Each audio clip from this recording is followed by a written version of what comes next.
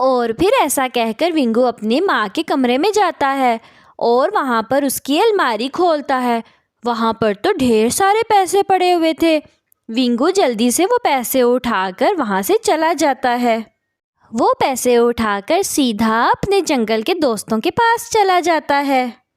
काकू और डूडू, चलो मेला देखने चलते हैं।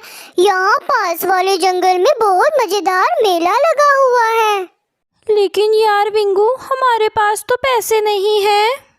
पैसों की चिंता ना करो, ये देखो मेरे पास तो बहुत सारे पैसे हैं। अरे इतने सारे पैसे, ये कहाँ से लिए तुमने विंगू? ये पैसे मुझे मेरी मामा ने एंजॉय करने के लिए दिए हैं। मेरी मामा बहुत अच्छी है। मेरे पापा मुझे बहुत पैसे देते हैं। चलो कहीं हम घूम फिर के एंजॉय करके आते हैं। और फिर वो तीनों दोस्त मेला देखने चले जाते हैं। हाय मैं मर गई। कहाँ है मेरे 1 लाख रुपए? इसी अलमारी में तो रखे थे मैंने पैसे। कहाँ चले गए मेरे पैसे? और फिर सुंदरी जल्दी से रोती हुई घर से भागती है। कालू कालू, कहाँ है मेरे पैसे? मेरे पैसे कहाँ हैं? मुझे जल्दी बताओ। सुंदरी अपने पति के पास नदी के किनारे जाती है। तुम्हारे पैसे? मुझे क्या पता, मैं तो सुबह से यहाँ पर हूँ। मुझे सीधे से बता दो, वरना मैं बहुत पिटाई करूँगी तुम्हारी। मेरे पैसे कहाँ हैं? मुझे पक्का पता है तुमने वो चुरा कर नशा किया होगा। सुंदरी, मुझे कुछ पता नहीं है, मैं सच बोल रहा हूँ। पूरे जंगल में तो तुम गुनगुनाती फिर रही हो कि तुम्हारी लॉटरी लगी है। हो सकता है किसी ने चुरा लिए होंगे तुम्हारे पैसे। और फिर सुंदरी वहाँ से भाग जाती है और जल्दी से चिड़िया के घर जाती है। चिड़िया, कहाँ है मेरे पैसे? ज़रूर तुम ही ने चुराए होंगे मेरे पैसे। सबसे ज़्यादा तकलीफ़ तुम्हें ही हो रही थी यहाँ घर बनाने की। मुझे बताओ कहाँ है मेरे पैसे? सुंदरी बहन, मैं तो अभी अभी जंगल से अपना भोजन लेकर आई हूँ। मुझे क्या मालूम तुम्हारे पैसे कहाँ पर हैं। मैं तो आज सारा दिन तुम्हारे घर भी नहीं गई।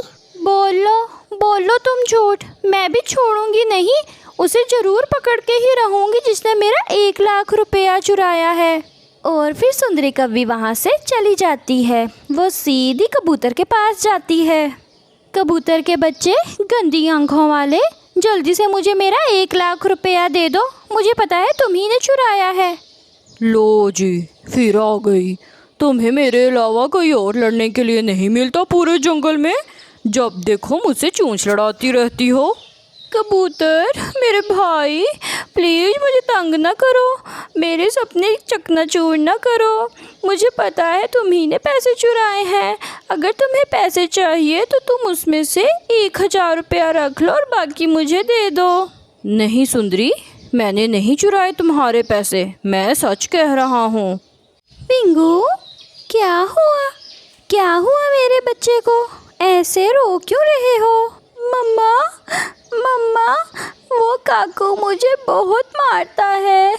जब भी मैं उसके खिलौनों से खेलने लगता हूँ, वो मुझे मारकर भगा देता है। मम्मा, मुझे भी वैसे ही खिलौने चाहिए जैसे काकू के पास हैं।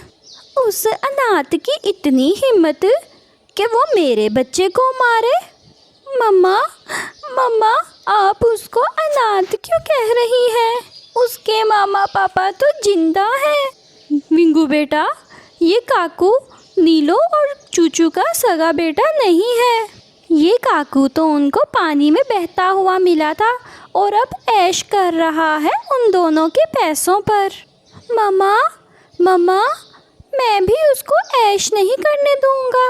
मैं अभी जाके उसको बताता हूँ कि वो नीलो आंटी और चूचू अंकल का सगा बेटा नहीं है। और फिर जल्दी से विंकू काकू के पास जाता है। तुम फिर से आ गए?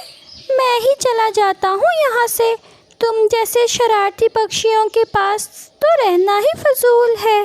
हाँ, चले जाना, लेकिन जाने से पहले एक सच तो सुनते जाओ। सच? कैसा सच? तुम्हें पता है जिनको तुम मामा पापा कहते हो वो तुम्हारे सगे मामा पापा नहीं है, बल्कि तुम तो उनको नदी में बहते हुए मिले थे। बेचारा अनाथ कहीं का। ऐसा कहकर विंगू वहाँ से चला जाता है और काकू वहाँ पर बुत बना खड़ा था। उसे तो अपने कानों पर विश्वास ही नहीं हो रहा था।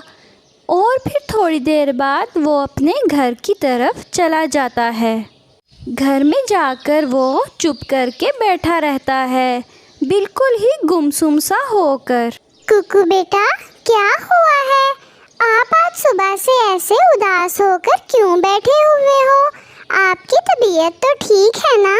लेकिन काकू तो किसी भी बात का जवाब नहीं देता और वो ऐसे खामोश बैठा रहता है। नीलो चिड़िया देखकर उसको बहुत परेशान हो जाती है। मेरी जान, बताओ ना, आप ऐसे क्यों बैठे हो?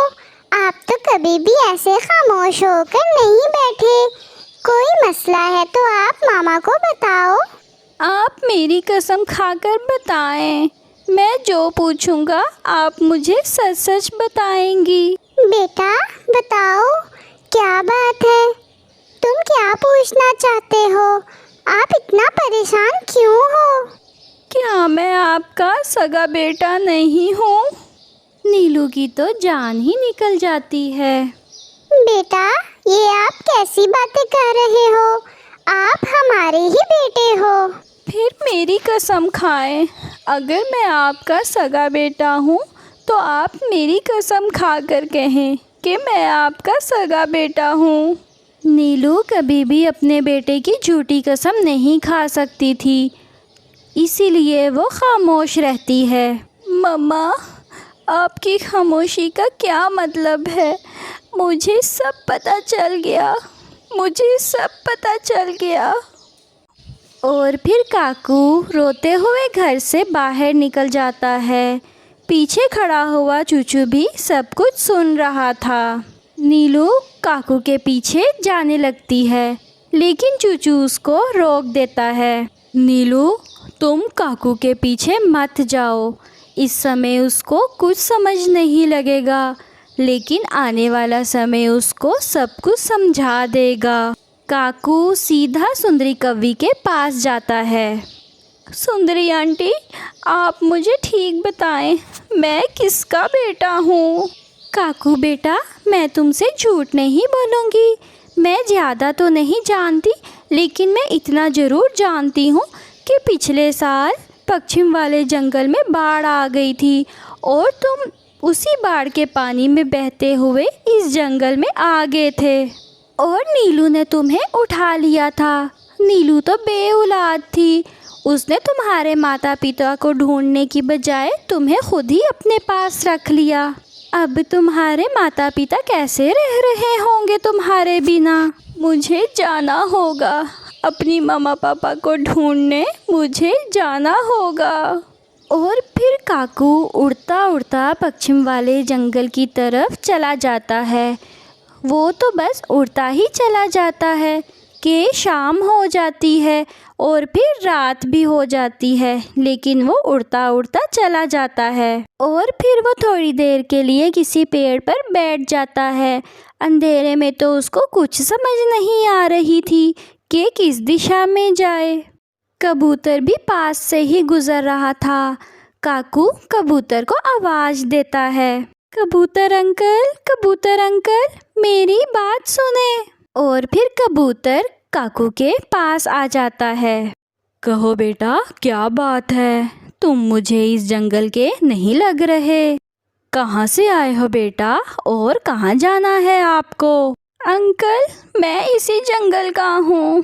मैं लेकिन अपने मामा पापा से बिछड़ गया था। पिछले साल जो बाढ़ आई थी तब मैं अपने मामा पापा से बिछड़ गया था। कहीं ये रानो का बेटा तो नहीं है? अंकल, आप क्या सोचने लग गए? कुछ नहीं बेटा, चलो मैं तुम्हें एक चिड़िया के पास ले जाता हूँ, शायद वो तुम्हारी कोई मदद कर दे। सुंदरी कव्वी बहुत पेटू पक्षी थी। उसका हर वक्त सिर्फ खाने पर ही ध्यान रहता था और खाना भी उसे एकदम अच्छे वाला चाहिए था। आज भी वो कुछ अच्छा खाने को ढूंढ रही थी कि उसकी नज़र एक तोते के समोसों वाली दुकान पर जाती है। गरम गरम समोसे, खुशबू भी कितनी अच्छी आ रही है, कितने मज़ेदार लग रहे हैं। चल भाई सुंदरी, तोते से गरम गरम समोसे खा ले। अरे तोते, तेरे समोसे तो देखने में बहुत ही मज़ेदार दिख रहे हैं, खाने में भी मज़े के हैं या नहीं? मेरे समोसे इतने स्वादिष्ट हैं कि साथ वाले जंगल से सभी पक्षी आते हैं मेरे समोसे खाने। अच्छा, तो चलो फिर मुझे भी एक प्लेट समोसे की बना दो, और हाँ, तीखी चटनी ज़्यादा डालना, और वो साथ में ठंडा ठंडा कोला भी दे देना। और फिर तोता सुंदरी को गरम गरम समोसे की प्लेट दे देता है और साथ में ठंडा ठंडा कोला भी दे देता है, और सुंदरी बहुत मज़े से उसको खाने लग जाती है। अब मैंने समोसा भी खा लिया और ठंडा ठंडा कोला भी पी लिया। अब मैं इस लंबी नाक वाले तोते को पैसे कहाँ से दूँगी? चलो एक नाटक शुरू करती हूँ ताकि मुझे इसको पैसे ना देने पड़े। हाय मेरा पेट, हाय हाय मेरा पेट इतना दुख रहा है, मैं मर गई। तोते, तुमने समोसों में क्या मिलाया था कि खाते ही मेरा पेट दुखने लग गया? हाय, मुझे बचाओ, मुझे कोई बचाओ। तोते के समोसे खाने से मेरे पेट को पता नहीं क्या हो गया। सुंदरी बहन, कृपया करके थोड़ा आहिस्ता बोले। मेरे समोसों की दुकान बहुत मशहूर है। कृपया करके मेरे समोसों की दुकान को बदनाम ना करें। आप मुझे पैसे देने के लिए रहने दें और मुझसे पैसे ले लें और बुलबुल डॉक्टर के पास जाके अपना इलाज करवा लें। अच्छा चलो, अगर तुम कहते हो तो चुप कर जाती हूँ, वरना मेरे पेट में तो बहुत दर्द है। और फिर सुंदरी तोते से पैसे लेकर भाग जाती है। दोस्तों, अगर आपने मुझे अभी तक सब्सक्राइब नहीं किया तो अभी अभी सब्सक्राइब कर लीजिए ताकि मेरी हर वीडियो आप तक सबसे पहले पहुंचे। धन्यवाद। दोस्तों, अगर आपने मुझे अभी तक सब्सक्राइब नहीं किया तो अभी अभी सब्सक्राइब कर लीजिए ताकि मेरी हर वीडियो आप तक सबसे पहले पहुंचे। धन्यवाद।